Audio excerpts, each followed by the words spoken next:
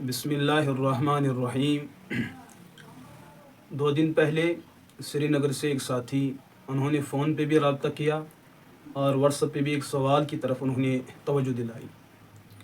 اس سوال کی تمہید یہ ہے کہ گزشتہ کچھ دنوں پہلے ہمارے آفیشل پیج مفتی مبارک احمد قاسمی آفیشل فیس بک پیج سے ہمارے ایڈمن نے ایک سابقہ بیان چلایا، جس میں ایک مشہور زمانہ کتاب جز رفع الیدین للبخاری کے حوالے سے کچھ باتیں زیر بحث آئی۔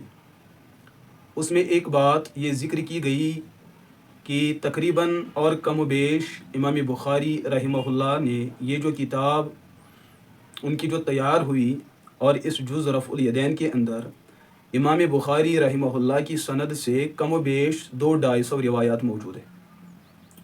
تو اب یہ سری نگر سے ساتھی توجہ دلا رہے تھے، اس پر کسی صاحب کا رد آیا ہے، آپ کو اس کا علمی جائزہ لینا چاہیے تھا۔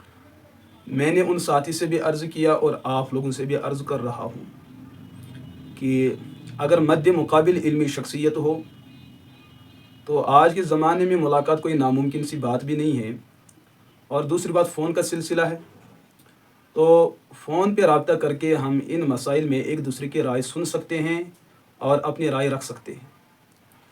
لیکن بڑی بدقسمتی کی بات ہے کہ اتنے سب وسائل ہونے کے باوجود بھی یہ چیز آج کے دور میں ممکن نہیں بنائی جاتی۔ ممکن تو ہے لیکن بنائی نہیں جاتی، کیونکہ مد مقابل کوئی شوشہ چھوڑ دیتا ہے اور اپنے موبائل کے نمبرات کو، اور جو مد مقابل جس کا رد وہ دے رہے ہیں ان کے نمبرات کو بلاک کر کے وہ اپنی سیاست کو آگے بڑھانا چاہتے ہیں، تو ممکن ہونے کے باوجود بھی ناممکن ہو جاتا ہے۔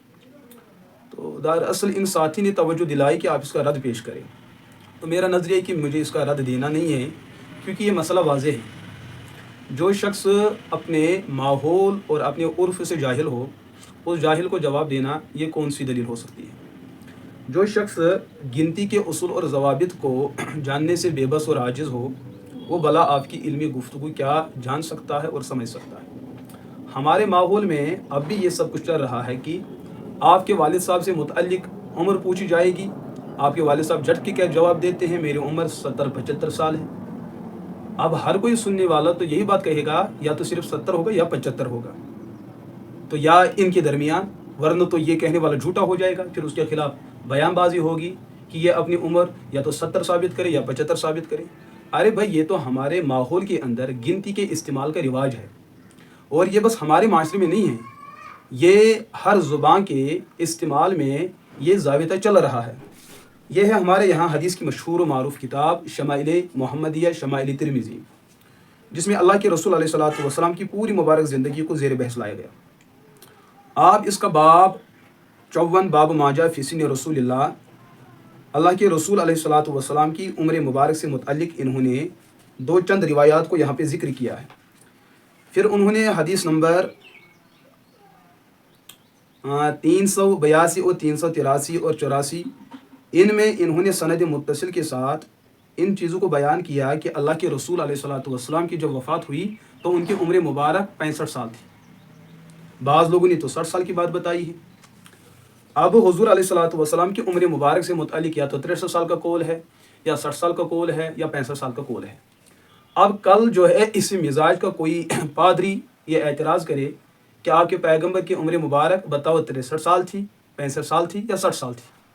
جو لوگ تو 63 سال کہتے ہیں تو ان کو باقی احادیث کا انکار کرنا پڑے گا، اور صحیح احادیث کا انکار وہ تو واضح گمراہی ہے، اور جو 63 کی بات کرتے ہیں وہ تو 65 والی حدیث کا انکار کرتے ہیں، تو ان پر بھی یہی فتویٰ لگ جاتا ہے۔ ان تمام اختلافات سے نکلنے کے لیے محدثین نے بتایا، یہاں پر حدیث کے اندر یہ جو الگ الگ روایات کے اندر الگ الگ گنتی ہے، اس میں کثر عدد ہے، اور یہ عرب کے یہاں ہے۔ جیسے میں نے پہلے عرض کیا، آپ کی عمر کیا ہے جی؟ 30-32 سال، 30 سے 32 جی 30-32 سال، تو یہ ہے کثر عدد۔ تو درمیان بیان اور گفتگو ہم نے بھی یہی بات عرض کی کہ جز رفع الیدین کے اندر جو روایات ہے وہ 200-250 کے تقریباً ہے، قریب ہے، تو یہ بات اس کو لے کر جو ہے نا، اس پر جو ہے اعتراض چلایا جا رہا ہے۔ آپ دیکھیں کہ مد مقابل کی حیثیت کیا ہے، وہ کن چیزوں کی طاق میں رہتا ہے۔ جن چیزوں پہ ان کو بولنا چاہیے تھا ان چیزوں پہ ان کی زبان بالکل خاموش ہے، اور جو بات اعتراض کے قابل بنتی ہی نہیں ہے اصول کے درجے میں، اس چیز کو اعتراض کے قابل بنایا۔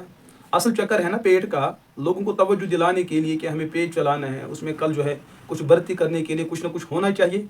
तो खयानत, बदयांती और बेहयाई और बदजुबानी किए बगैर इनका तो धंधा चल नहीं सकता ना, इस वजह से इनको ये सब कुछ करना पड़ता है। खैर, हमारी तरफ से इनको इजाज़त है, इनके बड़े भी इसी सिलसिले पे रहे और इनको भी रहना है। अल्लाह हिदायत का मामला फरमाए।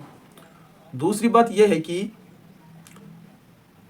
अगर जुज़ रफ़ुल यदैन के बारे में, ये जो जुज़ रफ़ुल यदैन लिल बुखारी है, तो इसके दो चंद नाम भी किताबों में आ चुके हैं। एक नाम तो इस किताब का किताब रफ़ुल यदैनी फ़ी सलात, और दार इब्न हज़म बेरूत लिबनान से एक अरबी नुस्खा छप चुका है और मेरे पास भी मौजूद है।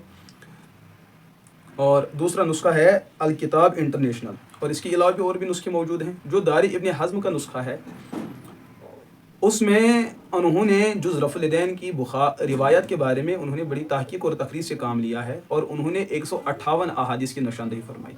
जुज़ रफ़ुल यदैन के अपने असल मुतून अहादीस 158, 198। और बड़ी किस्मत की बात है, एक रिवायत को बयान करते करते इमाम बुखारी अलैहिर्रहमा ने 17 सहाबा का नाम लिया कि यह हदीस 17 सहाबा से मनकूल है। अब इसका मतलब वो तो और 117 आसानियत वो भी हो जाती हैं, उनको मिलाने से ये तो 215 रिवायत हो जाती है, और एक मौके पे तो 70 सहाबा का तज़किरा भी मिलता है। तो ये चीज़ें लेकर अगर हम उसूल हदीस के एतबार से भी ये जो 200-250 के हदीस की तकरीबन के लफ्ज़ जो मैंने अर्ज़ किए हैं, ये भी कोई गलत नहीं है, क्योंकि झूठ उसको कहा जाएगा जो वाक़अतन हकीकत के ख़िलाफ़। तो और दूसरी बात, मैंने तो करीबन का लफ्ज़ भी बताया, तकरीबन का लफ्ज़ भी बताया, जो इसके कम व बेश होने पर भी दलालत करता है। तीसरी बात यह है कि इस किताब की तखरीज की गई है जलाउल आइनैन फ़ी तखरीज रिवायातिल बुखारी फ़ी जुज़ रफ़ुल यदैन। यह एक अहले हदीस आलिम बदीउद्दीन राशिदी साहब, उन्होंने इसकी तखरीज भी फरमाई है कि जुज़ रफ़ुल यदैन के अंदर जो रिवायात मिलती है वो कुतुब हदीस में कहाँ कहाँ वो रिवायात मिलती है। तो तायीदात और तखरीजात के एतबार से अगर उस तखरीज पर भी काम किया जाए और गौर किया जाए, ये फिर 250 का ही अदद नहीं बनता, ये तो उससे ज़्यादा अदद बनता है।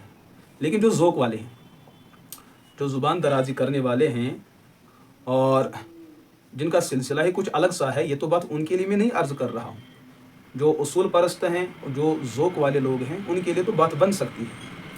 बाकी मैं फिर भी अर्ज़ कर रहा हूँ, ये हमारे माहौल का असर है कि हम गिनती में इस किस्म के असालीब और अंदाज़ इख्तियार कर जाते हैं। जी, इसकी कीमत क्या है? 100-150। अरे भाई 100 या 150, ये जो कहा जाता है ये हमारा तरीक़ा नुत्क़ है और तरीक़ा इस्तेमाल गुफ्तगू है। इसको हकीकत पे मामूल करना ये हमाकत से खाली नहीं है। लिहाजा जिन साहिब ने तवज्जो दिलाई, इसका जवाब है, ये तो मैं उनके लिए जवाब नहीं दे रहा हूँ। जवाब को समझने के लिए इंसान के अंदर अक़ल और बसीरत और अमानतदारी का होना ज़रूरी है। जो लोग इसको समझते हैं, और बहुत सारे ऐसे अहबाब भी हैं कि जो इनके अपने हम फ़िक्र है, उन्होंने फ़ोन पर रब्ता किया और वो ये बात कह भी गए हैं कि ये तो कोई काबिल एतराज़ बात बनती नहीं है, तो इस पर एतराज़ करने की क्या ज़रूरत है। लिहाजा श्रीनगर के ये जो साथी हैं जिन्होंने फ़ोन पर रब्ता किया, ये बस अवामुन नास जिनके दिमाग के अंदर ये वसवसा डाला जाता है और ये जो शिर्क के शैदाई उनके दिमाग में बात डालते हैं और वो तशवीश के अंदर मुब्तला होते हैं, उनकी इस्लाह के लिए कि आप अपने उर्फ़ और अपने माशरे को समझ लीजिए। कुछ बातें बगैर दलाइल के अगर इंसान अक्ल के सहारे से भी किसी बात को समझने की कोशिश करेगा तो उसका समझना मुमकिन है। बस अल्लाह हमें अक्ल सलीम अता फ़रमाए और शिर्क की नहुसत से हमारी हिफाजत फरमाए। रही बात इन मुशरिकों की, वलन तरज़ा अनकल यहूद वलन नसारा हत्ता तत्तबिअ मिल्लतहुम क़ुल इन्ना हुदल्लाहि हुवल हुदा।